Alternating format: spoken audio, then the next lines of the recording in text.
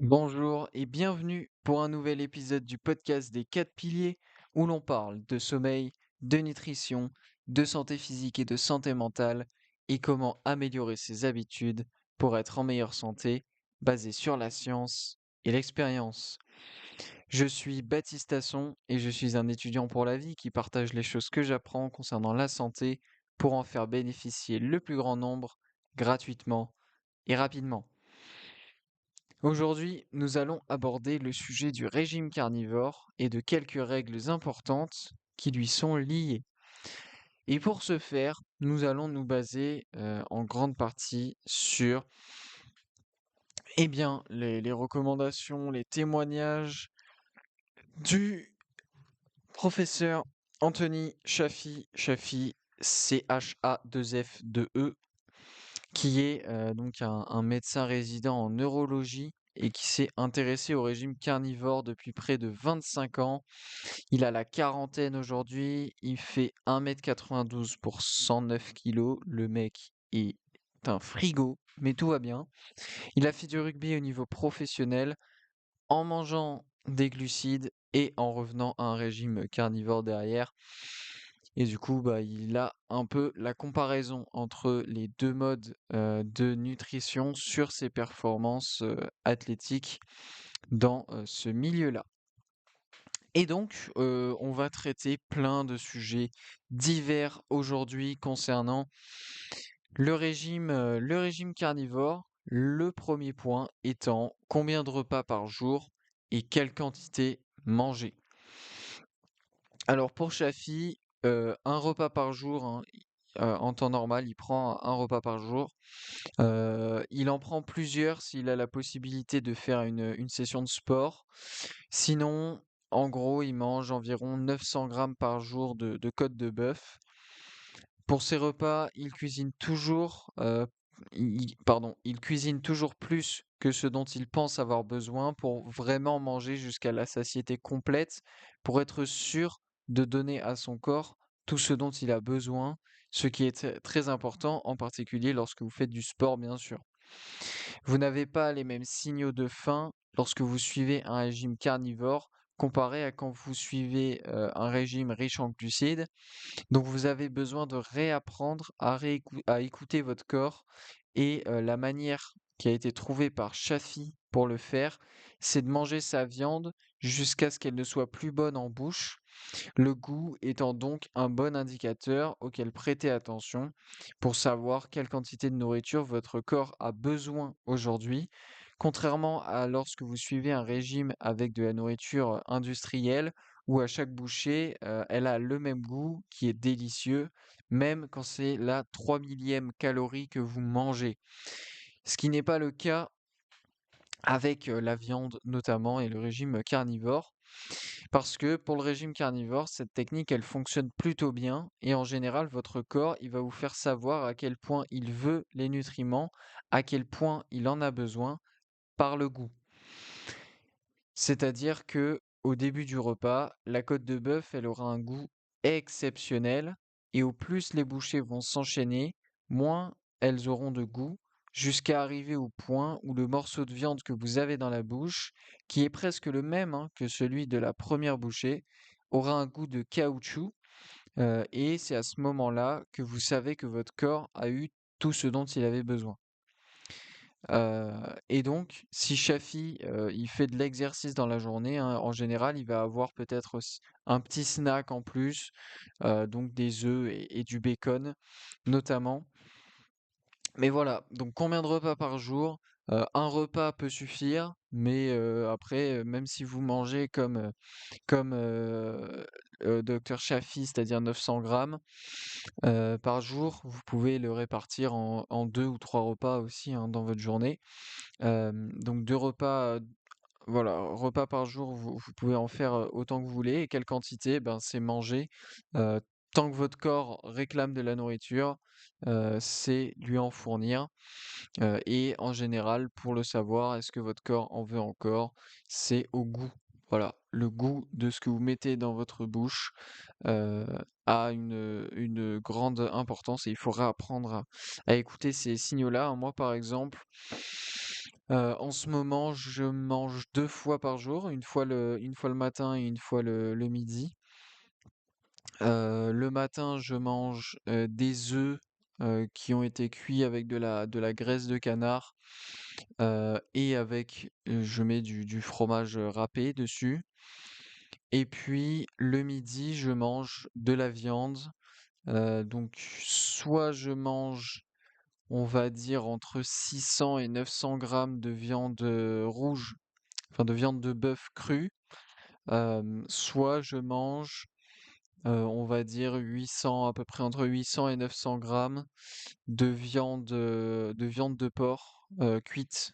Ce qui veut dire qu'en termes de masse, crue, ça représente, 800 grammes de viande, heu, 800 grammes de viande cuite de porc, ça représente à peu près 1 kilo, ou 1,1 kilo de viande crue. Donc moi, c'est ce que je fais en ce moment. Voilà, c'est ce que je fais en ce moment en termes de repas, et je suis, voilà, ça représente, pour donner un ordre d'idée, à peu près, 3 000 calories par jour. Voilà, même si les calories, c'est quand même pas quelque chose de très, intéressant et important, en régime carnivore, justement parce qu'il y a cette technique d'utiliser le goût de ce que vous mangez pour savoir si vous avez fourni tout ce dont votre corps, avait, besoin, tout simplement. Côté organes ou abats, eh bien, tout d'abord, pour en revenir au goût, si lorsque vous mangez quelque chose, ça n'a pas un bon goût, c'est votre corps qui vous indique soit qu'il n'en veut plus, comme avec l'exemple de la viande, soit qu'il n'en veut pas, comme par exemple avec l'amertume de certains fruits ou légumes. C'est simplement votre langue et votre cerveau qui vous disent: «Crache ça tout de suite, ça n'a rien à faire là». Et ça, ben, c'est lié notamment, hein, aux toxines et aux substances, chimiques qui sont présentes dans les plantes et qui sont mauvaises pour votre organisme, hein. C'est pour ça qu'il les rejette, et qu'il vous donne ce goût comme ça, qui vous donne envie de les cracher, de votre bouche, qui vous fait grimacer comme ça, ou les goûts acides aussi, c'est la même chose. Pour ce qui est des organes donc, vous n'êtes pas obligé d'en manger, hein, vous pouvez en manger si vous en avez, envie. Les organes, ils sont très bien, en particulier le foie, car le foie est généralement très, très riche en nutriments, mais ça fait aussi sa faiblesse, car si vous en consommez trop, vous risquez de ne pas pouvoir gérer la quantité trop importante de nutriments comme la vitamine A, et cela peut donc se retourner contre vous. Donc si vous souhaitez manger des abats, vous pouvez le faire, mais faites-le seulement occasionnellement. Parce que quand on y pense, ben, quelle est la proportion de foie dans une vache, par exemple? Lorsque vous regardez une vache, les organes, ils ne représentent qu'une infime partie de tout ce que vous pouvez manger. Les muscles, ils sont bien plus importants en masse et en quantité. Euh, voilà, la vache, elle a un foie pour des centaines de kilos de viande. Donc voilà, tout est une histoire de proportion. Après voilà, moi, je vous cache pas, de temps en temps, mais alors quand je dis de temps en temps, c'est, une fois tous les 2 3 mois, je me fais, du foie de bœuf généralement, parce que je trouve ça bon. Mais voilà, une fois tous les 2 3 mois, pas une fois par semaine, ni une fois par jour, et cetera. Voilà, c'est juste moi, et mon exemple.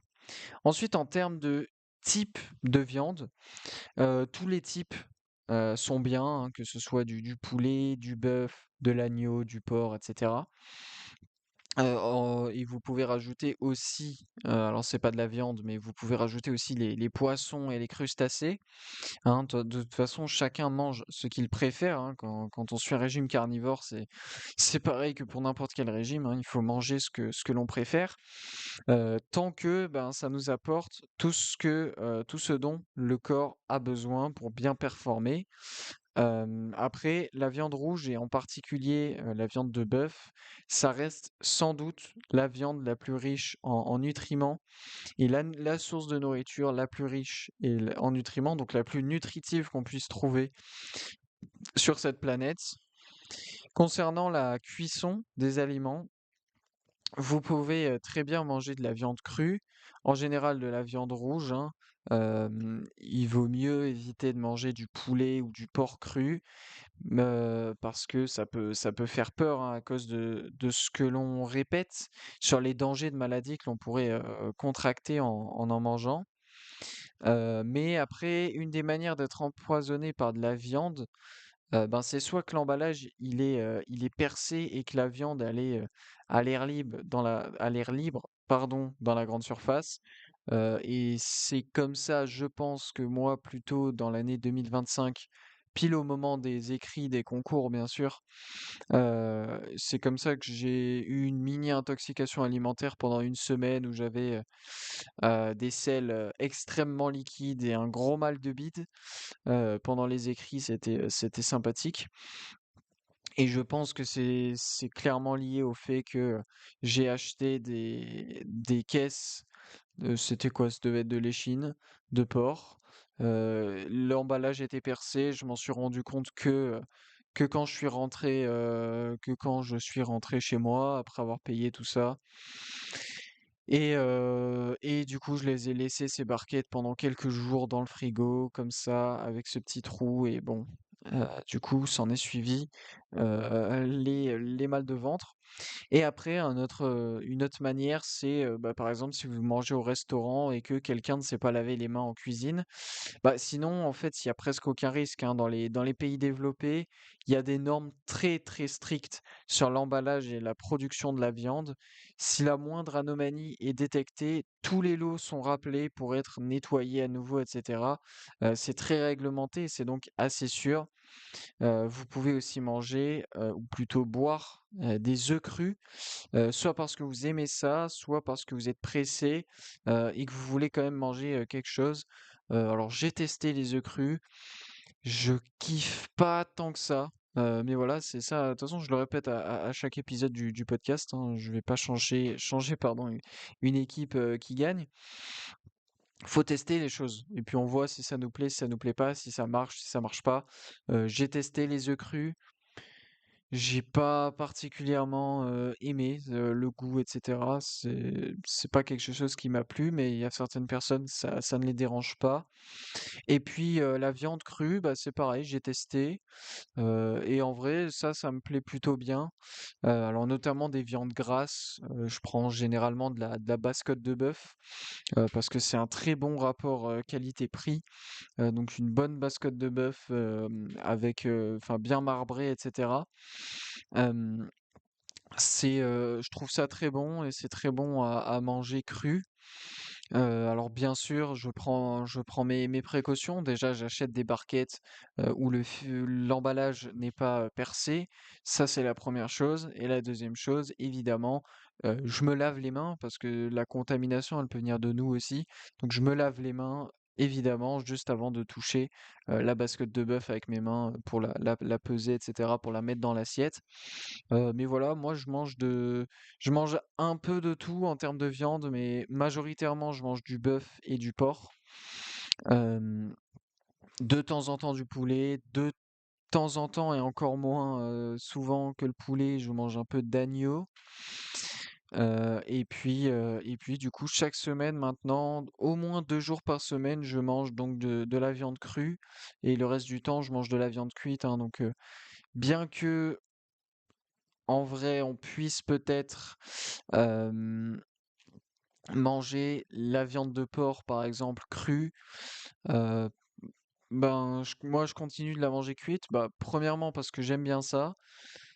Je trouve ça très bon cuit. Deuxièmement, parce que voilà, j'ai quand même en moi toujours un peu ce conditionnement faut pas manger de la viande de porc crue. Et puis comme ça apporte aussi de la variété et puis aussi parce que souvent je prends des morceaux de viande qui sont pas pratiques à couper. Genre par exemple quand je prends de l'épaule de porc à mijoter, c'est le genre de morceaux de viande, contrairement à la basse côte de bœuf. Déjà, ils sont un peu embêtants à couper et ils sont plus durs à mâcher quand ils sont crus. Donc c'est pour ça aussi que je préfère les faire cuire. Parce que j'ai déjà testé notamment la viande rouge, hein, le bœuf bourguignon à mijoter, c'est un peu une galère à couper et c'est une galère à manger aussi. Euh, donc c'est pour ça que tous les trucs à mijoter, généralement, je les fais cuire. Et le reste, voilà, une bonne basse-côte de bœuf euh, crue. Ça, par contre, ça passe. Facile à couper, facile à manger. Et puis, en fait, ce qui apporte aussi beaucoup de goût, c'est la graisse, notamment. C'est le gras dans ces parties-là. Euh, Vraiment, ça a un goût. En fait, le gras, il a un goût différent quand il est cuit et quand il est cru. Et moi, j'aime beaucoup le goût du gras de bœuf quand il est cru. Je trouve ça vraiment très très bon.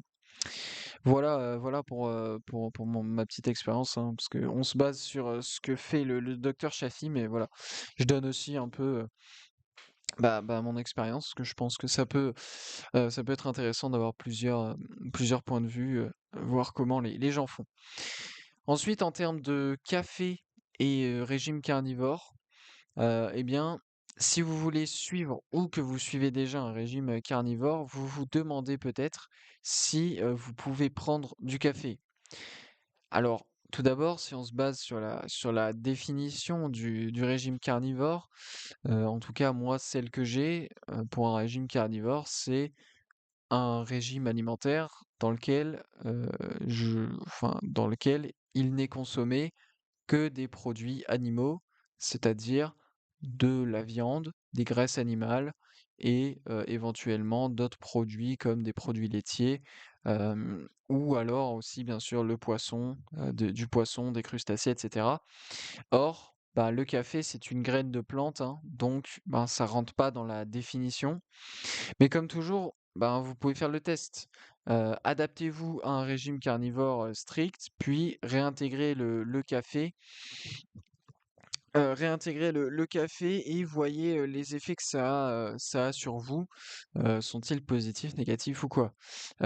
Pour la petite histoire, donc Shafi, lui, il a fait ça en prenant un jour une tasse de café avec un ami, sachant que ça faisait un petit moment qu'il était assez strict dans son régime carnivore. Et il a été en fait courbaturé pendant 2 jours après ça, alors que sur la semaine précédente, il faisait des séances extrêmement intenses et qu'il n'était pas vraiment courbaturé. C'est une des choses qu'il a constaté lui en suivant un régime carnivore. Il est jamais courbaturé ou très peu après une session de sport. Mais là, après avoir pris ce café, ben, le lendemain, il était courbaturé le lendemain et le surlendemain. Donc, ben, depuis ce jour-là, il a arrêté vraiment bonnement et simplement de prendre des tasses de café, même quand il était avec ses amis, il prend autre chose à ce moment-là. Et quand, voilà, puisque l'on parle d'ajouter, de faire le test, d'ajouter le café après s'être adapté, eh bien, parlons d'ajout d'aliments dans votre régime. L'avantage majeur d'un régime carnivore est que lorsque vous êtes adapté à ce régime, dès que vous allez ajouter un aliment, vous allez assez rapidement savoir quels effets il a sur vous et si vous allez le garder ou non. Alors bien sûr, vous pouvez toujours garder un aliment qui a des effets, un peu indésirables sur vous parce que juste vous l'aimez et que vous avez jamais vous avez pas envie de le quitter. Mais en général, bien sûr, si les résultats ne sont pas, probants, en général, vous allez, ben, exclure cet aliment de votre régime. Certaines personnes, elles essaient par exemple de rajouter certains légumes hein, dans leur régime au bout d'un certain temps et elles se rendent compte qu'elles ont par exemple une poussée d'acné dans la foulée, ce qui leur indique en fait qu'elles ne devraient pas manger cet aliment, en plus du fait que leur organisme il n'est plus habitué à ce genre d'aliment et donc il est plus sensible aux toxines et aux substances chimiques qui sont présentes dans les plantes, hein, ce qui provoque notamment ce genre de réaction cutanée assez impressionnante potentiellement. naturellement.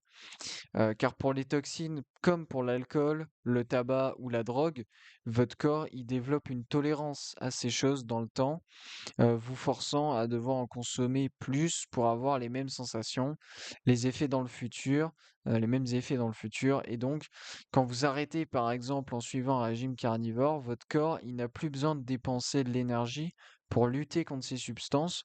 Et par conséquent, lorsque vous en reprenez dans le futur, ben, vous vous prenez des effets négatifs de plein fouet car vous n'étiez plus du tout adapté à ça. Donc, c'est un peu des deux en fait. À la fois, vous pouvez observer le contraste entre avant et après avoir ajouté un aliment, et à la fois le fait que vous n'êtes plus adapté et que vous n'avez plus cette tolérance pour les toxines. Alors après, en termes d'ajout d'aliments, ça peut être un nouveau type de viande, hein. Par exemple, si vous étiez adapté à ne manger que de la viande de bœuf et que vous avez envie de rajouter de la viande de poulet, pourquoi pas? Voilà, ça peut être donc un autre type de viande, ça peut être rajouter du poisson, ça peut être rajouter des produits laitiers, etc., etc. C'est pas forcément que rajouter des légumes ou des choses comme ça. Mais donc voilà, il faut être au courant, en particulier si vous rajoutez des choses telles que les légumes et cetera, que voilà, votre corps, il a arrêté de se battre et de dépenser beaucoup d'énergie pour, essayer d'atténuer les effets des toxines des plantes que vous ingériez, et donc dès que vous allez en reprendre un tout petit peu, ça peut avoir des effets négatifs assez rapides, en tout cas. Donc il faut être conscient de cela. Hem, Maintenant, comment savoir si vous avez tous les nutriments et toutes les vitamines dont vous avez besoin? Alors, si on part du principe que ce régime, c'est le régime optimal pour l'être humain, alors toutes les choses essentielles pour lui se trouvent dans ce régime et en particulier dans la viande. Ce qui peut être fait pour le prouver, c'est de s'intéresser aux peuples qui vivent dans les régions nordiques, hein, où il n'y a aucune plante comestible, par exemple les Inuits. Car le truc, c'est que si vous êtes en carence de ne serait-ce qu'un seul nutriment essentiel à l'espèce, et ce à n'importe quel degré, il vous sera impossible de faire prospérer l'espèce humaine génération après génération, et ce avec seulement un seul nutriment essentiel manquant. Hérodote, l'homme que l'on considère comme le premier historien de l'histoire, il a retranscrit l'interaction entre un émissaire persan et le roi d'Éthiopie. Et ce roi a demandé ce que les Perses mangeaient et combien de temps les Perses vivaient-ils. Et ça, ben, c'était il y a quand même 3000 ans, donc en plein dans la révolution agricole. Et l'émissaire, il a décrit la culture de blé pour en faire du pain, etc. Et a dit que les Perses y vivaient environ 70 ans. Et le roi d'Éthiopie, en fait, il a quelque peu rigolé, en fait, en disant bah, que c'était pas étonnant, hein, que les Perses, ils aient des vies aussi courtes en mangeant de la terre, tandis que son peuple ne mangeait que le bétail qu'il élevait en plus de son lait, et que les Éthiopiens y vivaient quant à eux 120 ans en moyenne. Ça semble un peu irréel et complètement farfelu, hein, car nous savons, grâce aux généticiens des 20 dernières années, que génétiquement, les humains, ils devraient vivre 120 ans en moyenne. Ce qui implique que si vous ne faites pas n'importe quoi et que vous mangez ce qui est le plus adapté à l'être humain, vous êtes censé vivre facilement plus de 100 ans, alors que de nos jours, comme pour les Perses qui mangeaient beaucoup de blé, nous ne vivons que 70-80 ans en moyenne, soit 40 à 50 ans de moins de ce à quoi on pourrait prétendre. Et 40 à 50 ans de moins, c'est quand même énorme. Hem, c'est presque une demi-vie en plus en fait. C'est assez impressionnant. Et c'est ce qui montre à quel point bah, les nourritures consommées par les Perses, elles sont nuisibles pour l'humain, pour les hommes sur le long terme. Abordons les apports quotidiens de référence, les AQR que l'on peut voir sur toutes les étiquettes des emballages. Parce que certains d'entre vous pourraient se demander, ben, qu'en est-il en fait des apports quotidiens de référence ou des AQR que l'on voit sur tous nos emballages de nourriture? Alors, cette chose, elle est apparue il y a pas si longtemps avec un monsieur nommé Ansel Keys. Donc Ansel, Ancel et Keys, Keys, qui était ben, un escroc notable et qui était payé par les compagnies agroalimentaires commercialisant des produits sucrés hein, pour en faire de fausses études, des études trompeuses, disant par exemple qu'un cholestérol trop élevé causait des maladies cardiovasculaires quand c'était le sucre qu'il faisait en réalité. Et nous avons des preuves aujourd'hui, hein, comme quoi il a été payé par ces entreprises pour falsifier les données et pour publier les études frauduleuses. Et même si ces résultats étaient vrais, il s'est intéressé à des personnes mangeant un régime équilibré. Sauf que quand vous mangez ce genre de régime, vous n'avez pas les mêmes besoins en termes de quantité de nutriments. Par exemple, si vous mangez un régime riche en glucides, ils vont entrer en compétition avec la vitamine C et vous serez obligé de consommer plus de vitamine C que si vous ne mangiez pas de glucides pour avoir les mêmes effets et pour satisfaire vos besoins. Lorsque vous suivez un régime carnivore, vous avez besoin de beaucoup moins de vitamine C car vous obtenez déjà les protéines hydratées via votre alimentation et donc la vitamine C a moins de travail que lorsque vous mangez un régime plus traditionnel. Et d'ailleurs, à ce propos-là, eh bien, Shafi, il a fait un test sanguin pour un de ses collègues qui était intéressé par ce régime et qui, voyant la forme physique de Shafi pour son âge, voulait savoir ce qu'il en était sous le capot.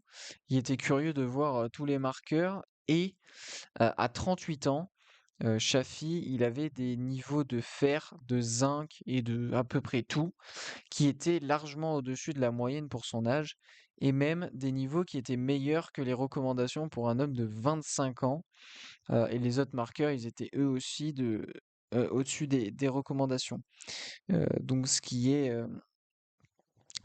assez impressionnant et qui peut démontrer en quelque sorte la force que peut avoir ce régime, alimentaire sur la santé et sur les marqueurs de santé. Alors, voyons la différence entre le bœuf nourri intégralement à l'herbe et le bœuf nourri aux céréales. Premièrement, même ceux qui terminent leur vie en mangeant des céréales ont été nourris à 80% avec de l'herbe. Mais pour Shafi, la différence entre la viande d'un animal nourri à l'herbe à 100% et celle d'un autre animal nourri à l'herbe à 80%, c'est la même différence qu'entre celui qui gagne la médaille d'argent et celui qui gagne la médaille d'or aux Jeux Olympiques. Celui qui a eu l'argent n'a certes pas battu celui qui a eu l'or, mais il a battu tous les autres êtres humains sur Terre. Donc, bien que le bœuf qui est nourri partiellement avec des céréales n'est pas aussi bien que celui nourri qu'avec de l'herbe, ça reste quand même meilleur que tout le reste. Et puis, la couleur du gras sur un morceau de viande peut vous renseigner sur le mode d'alimentation de la bête. Si le gras il est plutôt jaune, alors l'animal a été nourri exclusivement avec de l'herbe. Et si le gras est plutôt blanc, alors l'animal a été nourri avec de l'herbe et des céréales. Ça, vous pouvez alors soit le constater directement sur la viande de bœuf, par exemple, mais vous pouvez le constater aussi, moi je l'ai constaté récemment, entre justement mes morceaux de basse côte de bœuf qui avait qui était marbré et dont le gras était jaunâtre, jaune, il était vraiment plus jaune que blanc. Et à côté, j'avais du porc.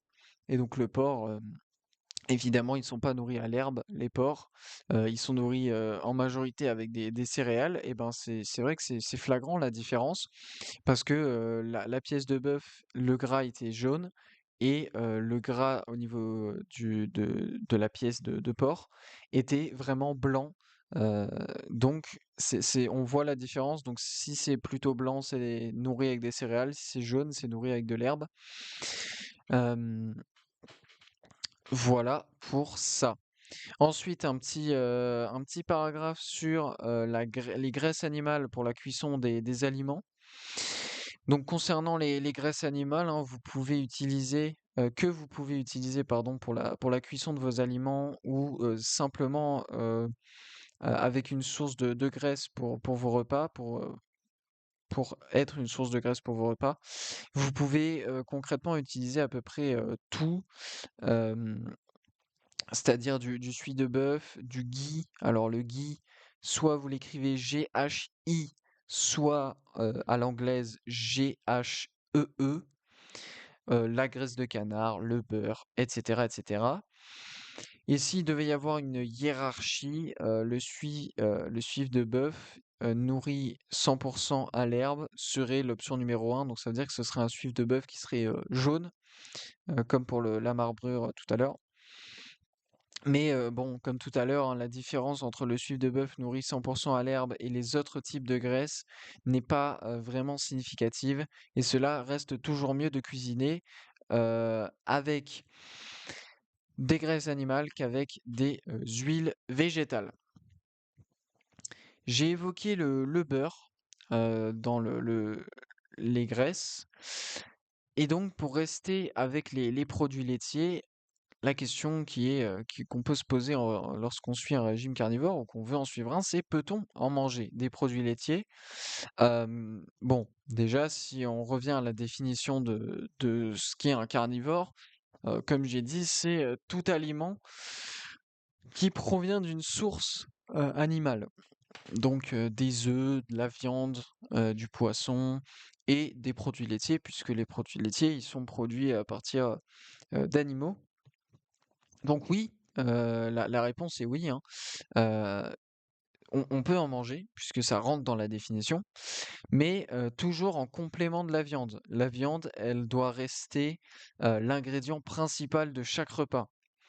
Après, les produits laitiers, ils sont pas forcément optimaux, mais bon, si comme moi vous avez du mal à vous en passer, notamment le fromage, essayez de choisir peut-être, hem, enfin, essayez de privilégier peut-être des produits faits à base de lait cru plutôt qu'avec du lait pasteurisé.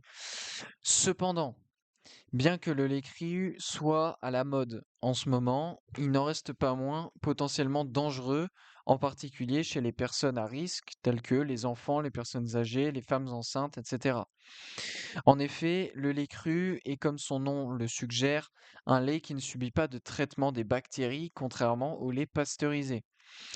L'avantage du lait pasteurisé est qu'il est plus sûr, car les germes et les pathogènes ont été supprimés grâce à la pasteurisation. Maintenant, certaines personnes peuvent affirmer que la pasteurisation impacte la biodisponibilité de certains nutriments contenus dans le lait. Néanmoins, quand on regarde la littérature sur ce sujet, il semble qu'il n'y ait que la vitamine C qui soit vraiment impactée négativement. Les vitamines B1, B2, D, A et E ne sont pas affectées par cette méthode.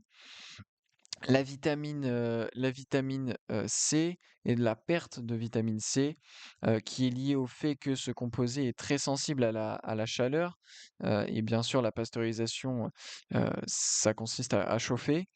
Eh bien, cette perte, elle est comprise entre 20 et 80 selon les matériaux et les techniques utilisées, pour faire la pasteurisation.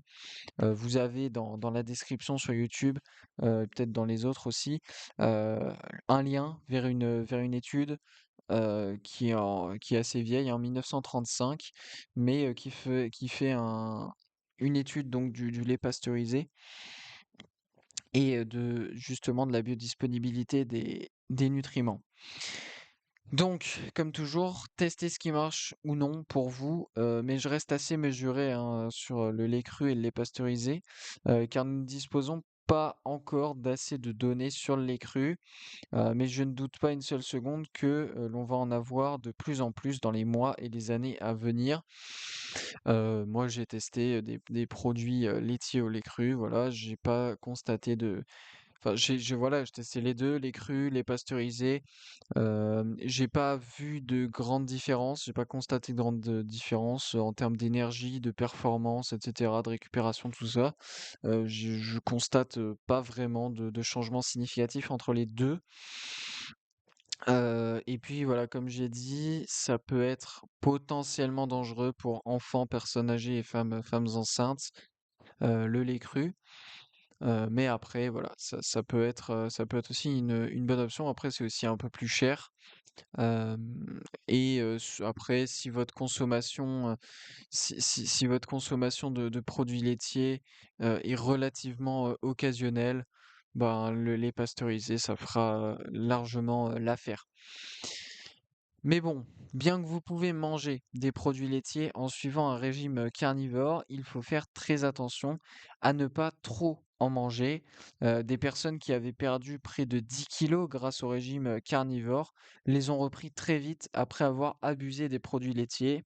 D'autres ont eu des problèmes cutanés avec l'apparition de boutons et d'autres choses. Euh, on en parlait dans l'épisode du podcast sur les erreurs carnivores. Oui, il est possible de prendre du poids lorsqu'on suit un régime carnivore. C'est pas un régime miracle qui va vous faire perdre du poids automatiquement. Non, non. Si vous mangez trop, et selon aussi ce que vous mangez, eh bien, vous pouvez, oui, prendre du poids lorsque vous suivez un régime carnivore et prendre du gras surtout. C'est, tout à fait possible. Donc, pour ce qui est des, produits laitiers, il vaut mieux que ça reste plutôt occasionnel, même si ça reste, assez personnel, bien sûr.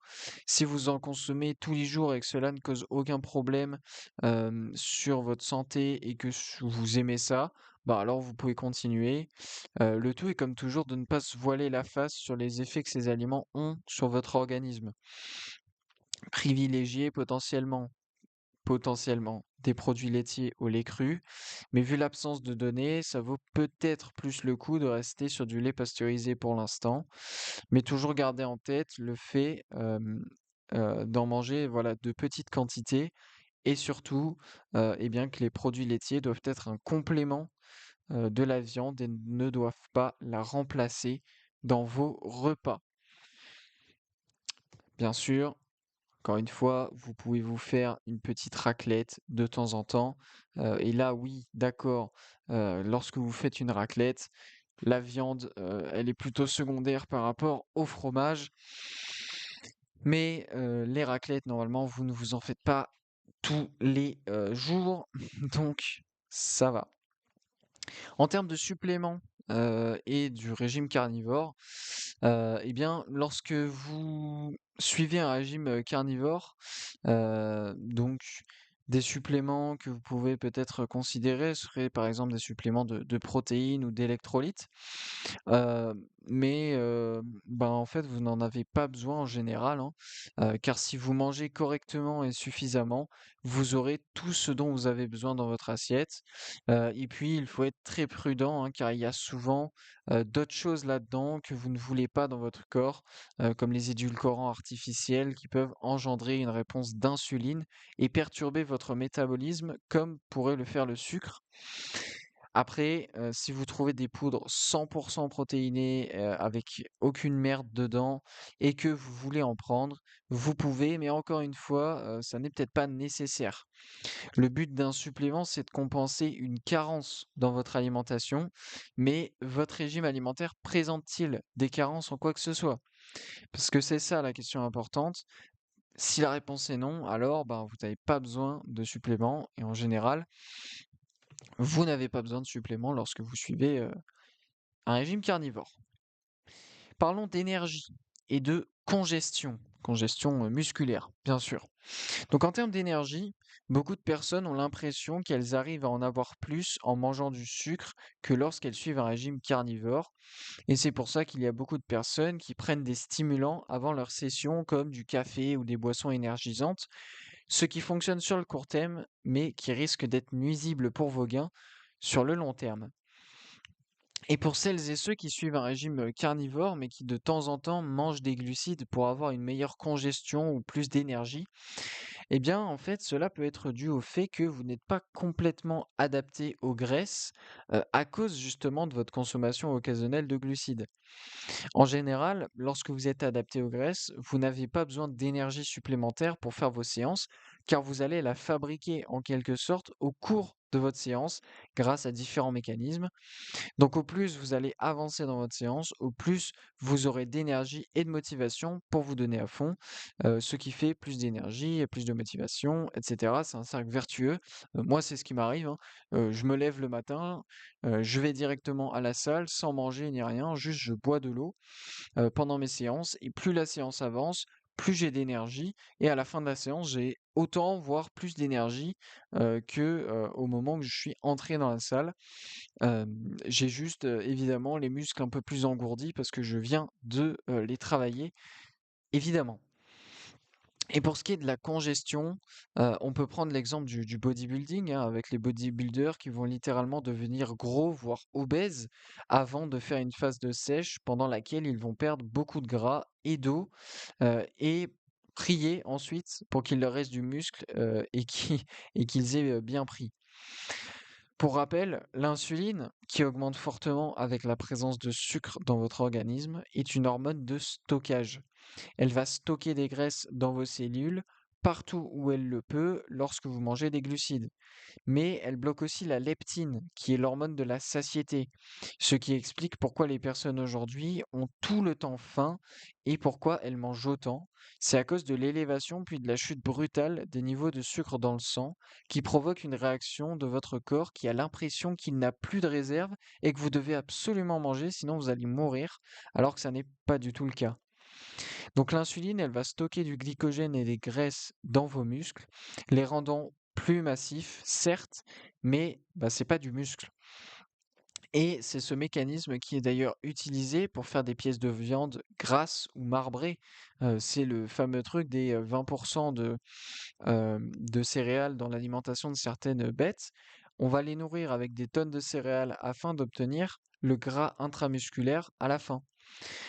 Et c'est donc pareil chez l'être humain, en plus donc de la rétention d'eau qui est provoquée également par la consommation de glucides.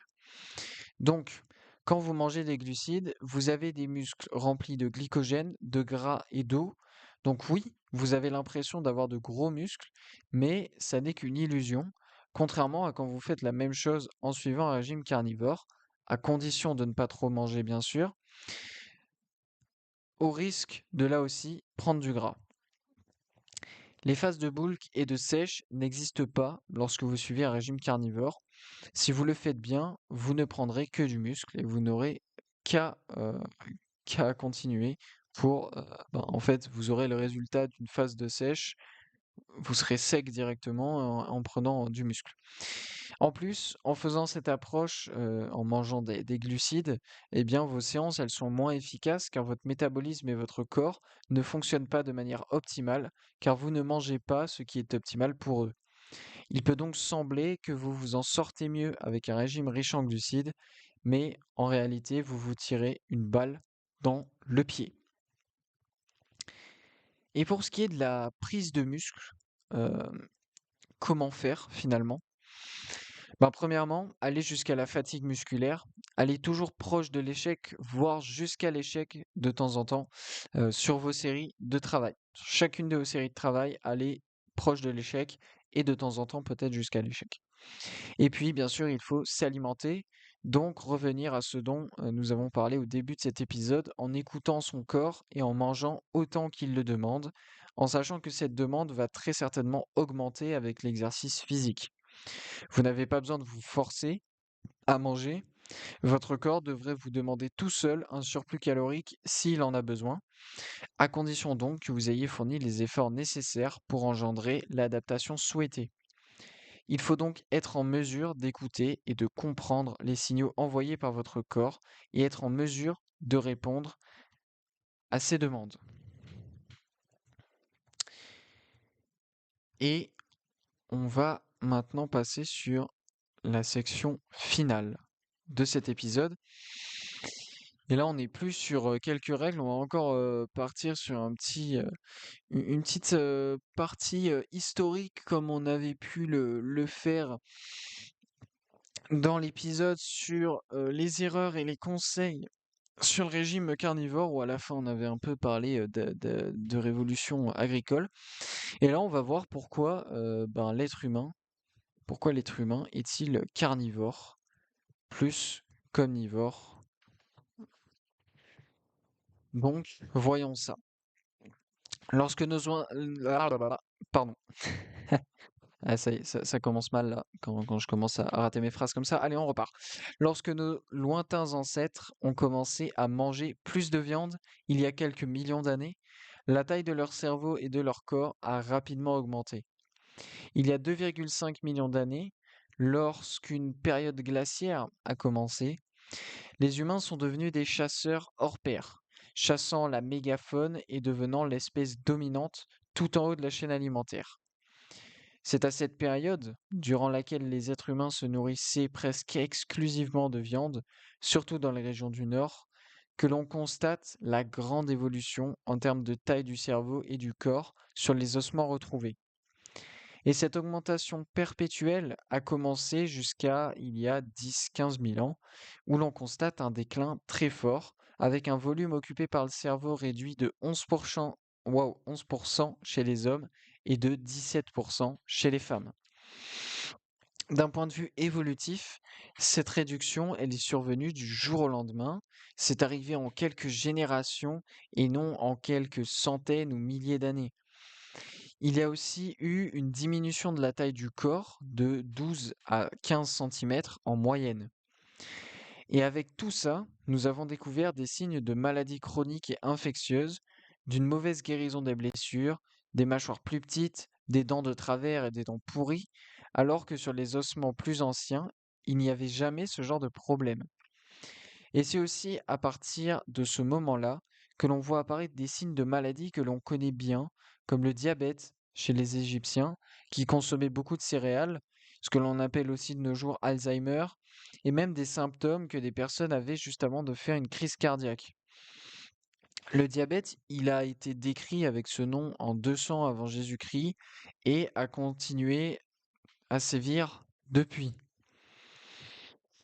Ce déclin de la santé, de la taille du corps et du cerveau, dû à la transition d'un régime majoritairement carnivore dans un monde pré-agricole vers un régime post-agricole incluant des plantes et des céréales, est constaté à tous les endroits du globe où cette révolution s'est tenue, les êtres humains étant passés d'un régime à base de viande vers un régime à base de plantes. Et on a aussi constaté ce phénomène plus récemment avec les populations indigènes qui ont transitionné vers un régime alimentaire moderne. Et pour eux aussi, leur santé, leur taille de leur corps et de leur cerveau se sont dégradés rapidement. Une étude publiée en 2001, qui est nommée Tallest in the World, Native Americans of the Great Plains in the 19th Century, dont le lien est dans la description. Eh bien, cette étude, elle est donc à l'époque où ont été prises les mesures, c'est-à-dire à la fin du 19e siècle, eh bien, c'était les humains les plus grands sur Terre, comme le suggère le titre, hein, d'ailleurs, Tallest in the World. Et ce qui est dit explicitement dans cette étude est que les hommes les plus jeunes étaient les plus petits, que leur père était plus grand qu'eux en moyenne, et que leur grand-père était encore plus grand que leur père. Bref, ces mesures, elles ont été faites après la grande purge des bisons aux États-Unis, hein, qui est un massacre plus que de la chasse, visant eh bien, à anéantir un peu les ressources euh, de nourriture des Amérindiens. Voilà, donc voilà, ça a détruit une source majeure de nourriture pour eux, et c'était bien évidemment le but de l'opération. Donc ces peuples, ils ont été ensuite mis dans des réserves et ils ont commencé à manger un régime agricole. Et en l'espace donc de 3 générations seulement, vous pouvez constater cette diminution massive de la taille du corps, du cerveau et de la santé, avec les derniers qui sont nés, euh, qui, euh, qui sont donc plus petits euh, en taille et leur cerveau aussi, comparé à leur père et leur grand-père. Les Amérindiens et les Aborigènes font partie des individus les plus malades, respectivement aux États-Unis et en Australie, et ils ont un taux de maladie chronique bien plus élevé que leurs semblables européens. Et ça, c'est très certainement lié au fait que, eh bien, d'un point de vue de l'évolution, nous, enfin, en tout cas, les Européens, ceux qui ont des gènes européens, ça fait des milliers d'années donc que l'on mange ce régime pas du tout adapté, mais notre corps a commencé un minimum à s'adapter, et donc les maladies chroniques, elles arrivent beaucoup plus tard et elles nous affectent un peu moins vite que ce qu'elles affectent des peuples qui, eux, ne sont vraiment pas du tout adaptés à de tels régimes alimentaires. Et cela a aussi été étudié en détail et en temps réel par le docteur Weston A. Price il y a 100 ans, quand il a rendu visite à de nombreuses populations indigènes partout sur le globe, populations qui étaient dans la phase de transition vers une approche alimentaire des pays de l'Occident. Et il a pu constater presque en temps réel la dégradation du développement sanitaire, donc de la taille de la mâchoire, les caries, les dents de travers, etc. Tandis que ben, chez les générations précédentes qui n'ont pas transitionné vers un régime moderne, eh bien, elles ne présentaient aucun de ces signes-là. Et Weston A. Price, il a trouvé qu'il pouvait inverser ce phénomène en temps réel, encore une fois, si les personnes étaient toujours dans une phase de développement, donc assez jeunes, en leur donnant de la viande et des graisses animales. Et il a théorisé que le développement de la mâchoire et des structures faciales était dépendant des vitamines liposolubles que l'on trouve uniquement dans les graisses animales. Et cela, eh bien, c'est confirmé dans les revues dentaires actuelles. Ces conclusions sont aussi partagées par l'anthropologie moderne, qui montre que la population pré-agricole, qui vivait de manière naturelle en mangeant le régime naturel de l'être humain, ne développait jamais les maladies chroniques que nous développons, et les personnes vivaient aussi plus longtemps, enfin vivaient aussi longtemps, voire plus longtemps que les gens dans les pays développés de nos jours. La raison pour laquelle l'espérance de vie moyenne était faible à l'époque, c'est que c'est bien sûr à cause de la mortalité infantile qui était très élevée, mais lorsqu'ils atteignaient l'âge adulte, eh bien, ils vivaient aussi longtemps, voire plus longtemps que nous. Et ce dont ils mouraient, c'était des maladies infectieuses, des blessures ou de famine, mais pas de maladies chroniques dont nous souffrons dans notre civilisation, qui se base sur les plantes, qui base son alimentation sur les plantes. Et si ces peuples transitionnent vers un régime alimentaire moderne, eh bien, ils attrapent, entre guillemets, des maladies de civilisation, et ça vient remplacer le reste, et ça devient la cause principale de maladies et de morts chez eux. Et ces maladies sont bah, les maladies chroniques, hein, le diabète, les maladies cardiaques, le cancer, maladies auto-immunes, etc., etc. Le cerveau et le corps, ils ont besoin de nutriments très spécifiques qui ne peuvent être trouvés que dans la viande ou les graisses animales, comme les vitamines B12, D3, K2, le rétinol, le DHA, le PA, la choline, la créatine, la carnitine, et aussi les acides gras saturés et le cholestérol, qui sont essentiels et bénéfiques pour le bon développement du cerveau, du système nerveux et du corps. Et quand on transitionne vers un régime plus riche en plantes, cela affecte significativement la santé et le développement humain de manière négative, comme nous l'avons vu. Et c'est pour cela que l'être humain est carnivore.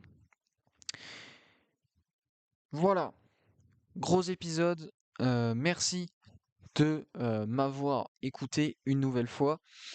Bonne année, bien sûr, il faut quand même se le dire. N'oubliez pas de vous abonner, de partager, de liker, de réagir si vous êtes sur YouTube, de laisser 5 étoiles sur le podcast si vous êtes sur les autres plateformes d'écoute. Et puis, comme toujours, je vous remercie pour votre intérêt dans la science et dans la santé. Et on se retrouve, nous, la semaine prochaine, mardi 18 h, comme toujours, pour un nouvel épisode du podcast des 4 piliers. Et sur ce, je vous souhaite une excellente journée.